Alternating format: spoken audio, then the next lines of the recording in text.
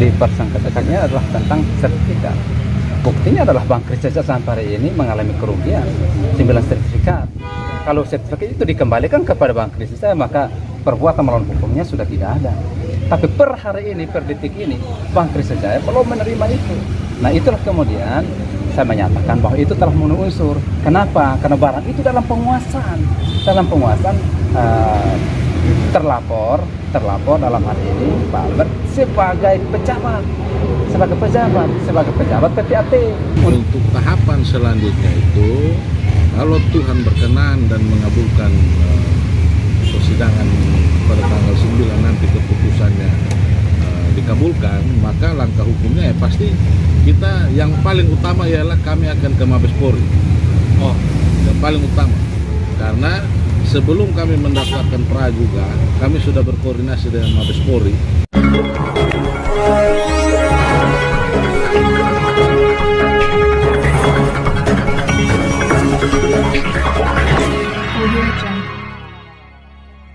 Pemirsa yang budiman di mana saja Anda berada, terima kasih telah mengunjungi channel Suara Fakta Hukum. Jangan lupa like, subscribe, dan komentar. Sidang pra-peradilan yang dilakukan oleh BPR Krista Jaya terhadap Polda Nusa Tenggara Timur saat ini memasuki tahapan mendengar keterangan saksi ahli. Sidang yang digelar di Pengadilan Negeri Kupang pada 7 Februari 2022 menghadirkan saksi ahli pidana Mikael VK. Selain saksi ahli, turut hadir pada persidangan tersebut kuasa hukum penggugat BPR Krista Jaya Firda Tonak dan Samuel David Adu, juga aparat dari Polda Nusa Tenggara Timur. Untuk diketahui, terjadinya pra-peradilan BPR Krista Jaya terhadap Polda Nusa Tenggara Timur disebabkan oleh adanya SP3 dari Polda Nusa Tenggara Timur terhadap notaris Albert Ribukore. Untuk mengetahui seperti apa penjelasan ahli maupun kuasa hukum penggugat terkait sidang yang sudah berlangsung, selengkapnya simak liputan kami yang berikut ini. Hari ini saya diminta oleh pemohon pra-peradilan ini Krista Jaya yang diwakili oleh Pak Wilda dan Pak Adi untuk memberikan pendapat sebagai ahli terkait dalam perkara pra-peradilan ini, ya terkait dengan SP3 tidak cukup alat bukti. Ya. Dari keterangan Bapak, apakah kasus ini memang dapat di SP3 seperti apa? Kalau menurut saya kasus ini sudah cukup alat bukti dan berdasarkan teori-teori pertanggungjawaban yang telah saya sampaikan dalam persidangan, menurut saya bahwa dan di BAP juga di kepolisian saya sudah menyampaikan bahwa perbuatan tersebut telah memenuhi unsur 372 Yungto 374 KUHP tentang penggelapan dan pemberatan penggelapan. Jadi ini menurut Bapak dalam persidangan tadi apakah sudah objektif sesuai dengan apa? Iya, saya walaupun sekalipun diajukan oleh pemohon, tadi kalau teman-teman ada di ruang sidang bisa mendengar penjelasan saya. Ketika memasuk dalam case, saya tidak boleh masuk dalam case supaya apa? Saya belum bisa menjelaskan secara objektif. Dan tadi menurut saya sudah menjelaskan secara objektif berdasarkan teori-teori. Jika ada yang membantah, silakan menggunakan teori juga. Teori-teori pertanggungjawaban yang saya sampaikan tadi. Kalau misalkan kemudian tidak setuju dengan teori-teori, silahkan dibuktikan dengan teori lain tentang itu. Jadi tentang objektif mungkin orang bisa menilai, tapi sepanjang tadi makanya dalam persidangan saya berusaha untuk ketika pertanyaan baik dari pemohon maupun dari termohon masuk ke dalam case-nya, saya tidak mau masuk ke dalam case. Ahli jangan ditanya tentang case. Tadi kalau saya di persidangan saya juga menyatakan demikian. Maksudnya apa? Supaya saya objektif dalam memberikan pendapat. Saya memberikan pendapat semata-mata keahlian saya di bidang hukum pidana. Dan jika ada yang tidak setuju dengan saya, silahkan menggunakan doktrin-doktrin atau teori-teori lain untuk membantah teori-teori yang saya sampaikan tadi. Tadi Bapak memenuhi unsur pidana.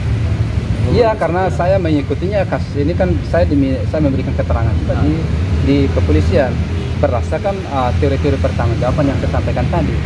Kemudian saya berkesimpulan dalam BAP dan juga di persidangan tadi bahwa memenuhi unsur 372. Alasan yang paling bisa diterima memenuhi unsur pidana itu kira-kira barang ini berbicara tentang objek yang dipersangkakannya adalah tentang sertifikat. Buktinya adalah Bank Krista Jaya sampai hari ini mengalami kerugian 9 sertifikat. Kalau sertifikat itu dikembalikan kepada Bank Krista Jaya, maka perbuatan melawan hukumnya sudah tidak ada. Tapi per hari ini, per detik ini, Bank Krista Jaya belum menerima itu. Nah, itulah kemudian saya menyatakan bahwa itu telah memenuhi unsur. Kenapa? Karena barang itu dalam penguasaan. Terlapor dalam hari ini Pak Albert sebagai sebagai pejabat PPAT untuk membuat APHT. Tapi kemudian yang terjadi kan sebaliknya. Maka di dalam persidangan juga saya menyatakan bahwa tidak ada hubungan hukum antara Pak Raffi dan Pak Albert. Gitu. Sehingga kemudian ketika terjadi hubungan secara langsung antara Pak Albert dan juga siapa Raffi, maka itu memang hal yang tidak wajar. Tadi di pengadilan saya bilang itu hal yang tidak wajar. Gitu.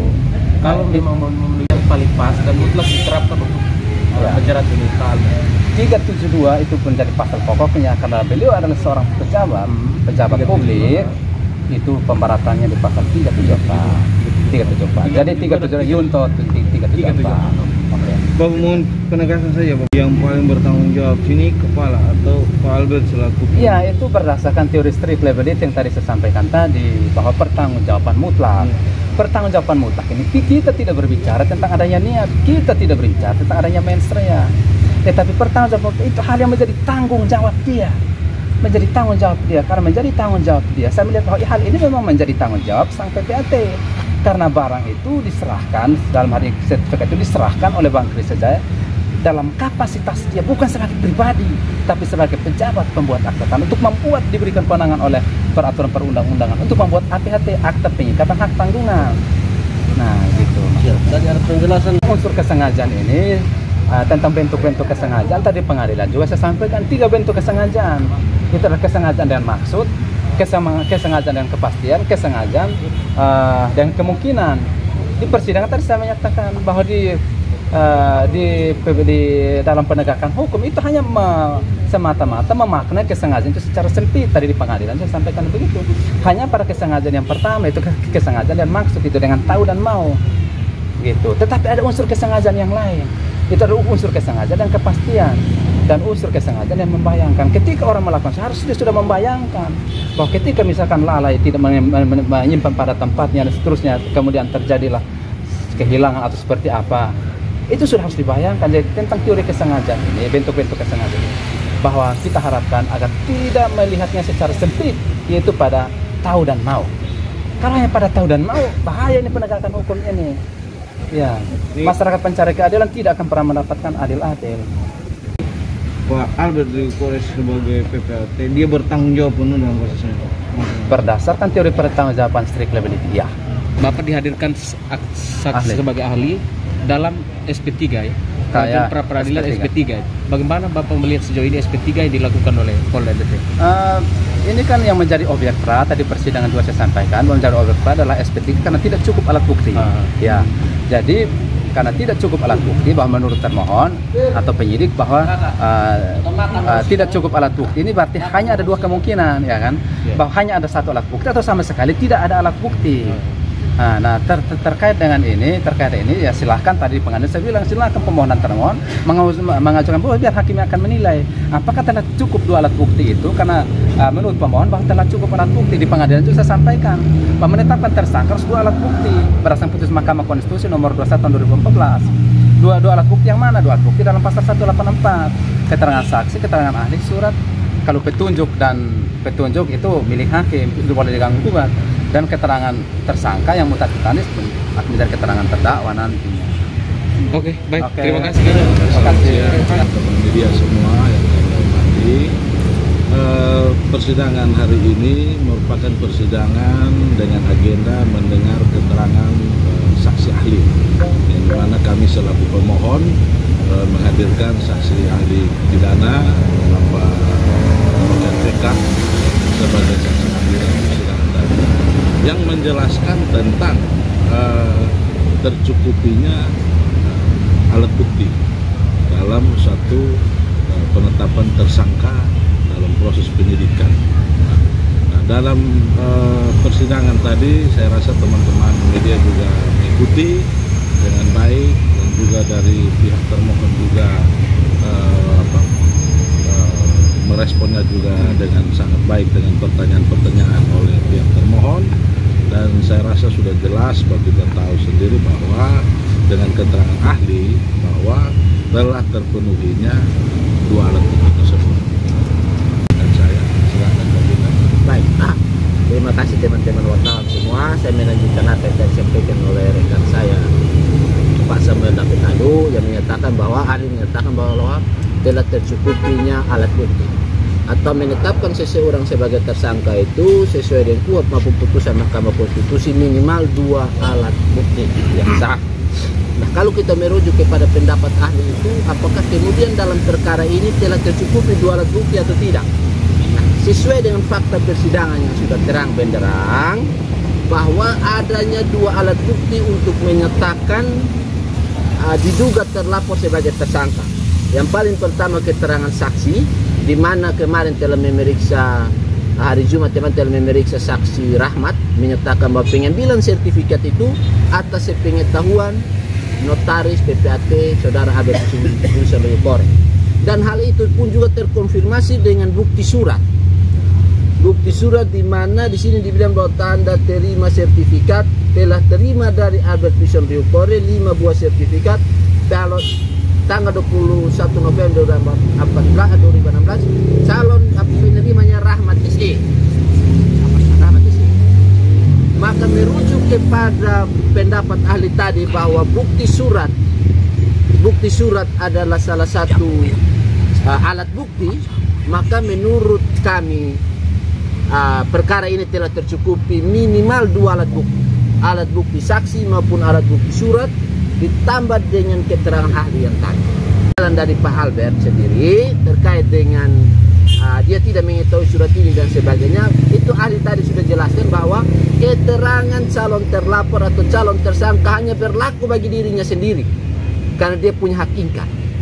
Tetapi bukti surat adalah bukti yang sempurna, harus dipercayai apa yang tertulis. Bagi kami cukup karena perkara ini telah tercukupi 2 alat bukti dan juga apa yang dilakukan Polda NTT dengan menerbitkan SP3 ini menurut kami mungkin tidak prosedural. Kemudian langkah selanjutnya seperti apa? Karena sebelumnya untuk kasus ini kan sudah dikeluarkan SP3. Ini langkah upaya yang Ya, tentunya kami melakukan langkah-langkah hukum yang sesuai dengan aturan dan undang-undang yang ada, yaitu begitu diterbitkan SP3 kami melakukan langkah hukum pra peradilan yang dimana nanti akan diputus sesuai dengan jadwal yang kita sepakati bersama di persidangan hari Rabu. Hari Rabu itu tanggal 9 akan jadwalnya untuk keputusan. Nah, disitulah nanti kita akan melihat langkah hukum kita selanjutnya seperti apa. Karena kita belum bisa tahu keputusannya nanti seperti apa, karena masih melalui tahapan dan mekanisme yang ada. Besok baru kesimpulan dan lusa itu tanggal 9 baru putus. Sidang itu sempat saya dengar bahwa penerapan pasal LP dan yang diterapkan oleh Polda NTT itu berbeda kemudian dengan yang disampaikan oleh saksi ahli, menyebut tadi 72 dan 74 di laporan polisi itu di pasal 78. Bagaimana kuasa hukum melihat ini? Lalu yang kedua, kalau memang dikabulkan pra peradilan ini dikabulkan, apa langkah selanjutnya yang akan dilakukan? Mungkin yang pertanyaan pertama dijawab oleh rekan saya Pak Bilda Torino. Baik. Terkait yang tadi katakan bahwa ada perbedaan pasal, ya itu terserah penafsiran dari penyidik. Tetapi menurut kami ini yang apa yang kami baca dan kemudian ahli sampaikan bahwa pasal yang bisa diterapkan dalam perkara ini yakni pasal 374 junto pasal 372 KUHP.